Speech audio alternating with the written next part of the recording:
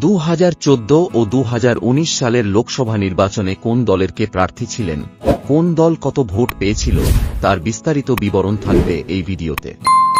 আর সঙ্গে থাকবে আপনার কেন্দ্রে এবারের প্রার্থীদের নাম।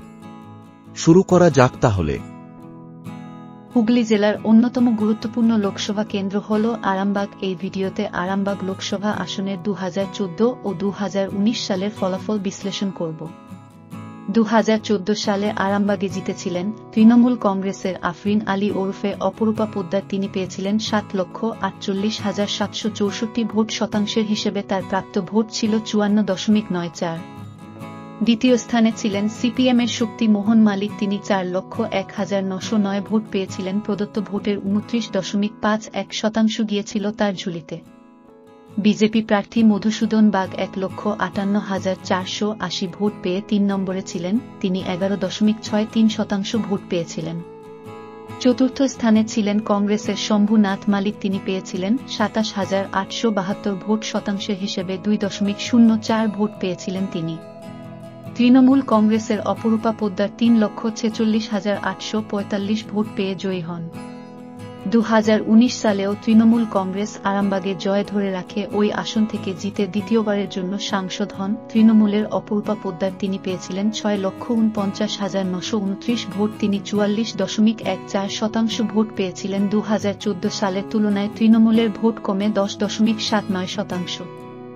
দ্বিতীয় স্থানে ছিলেন বিজেপির তপন কুমার রায়। তিনি 6,48,787 ভোট পেয়েছিলেন। শতাংশের হিসেবে তার প্রাপ্ত ভোট ছিল 44.06। বিজেপির ভোট 2014 সালের তুলনায় 32.45% বাড়ে। সিপিএমের শক্তি মোহন মালিক 1,520,000 ভোট পেয়ে তৃতীয় স্থানে ছিলেন। প্রদত্ত ভোটের 6.83% পেয়েছিলেন তিনি। 2014 সালের তুলনায় সিপিএমের ভোট কমে 22.68%।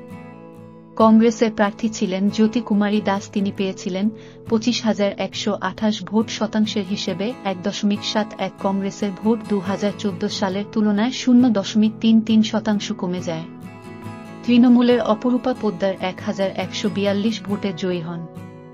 এবার অপরূপাকে ওই আসনে প্রার্থী করেনি, পরিবর্তে এবার ঘাসফুলের প্রার্থী মিতালি বাগ। তার বিপক্ষে রয়েছেন বিজেপির অরূপকান্ত দিগর ও সিপিএমের বিপ্লব কুমার মৈত্র।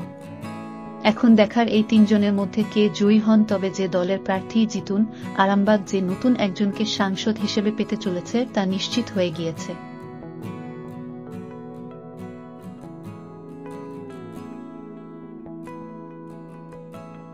এই ভিডিওটি যদি আপনাদের ভালো লেগে থাকে তাহলে সাবস্ক্রাইব করুন স্বাধীন সাংবাদিক ইউটিউব চ্যানেলটি।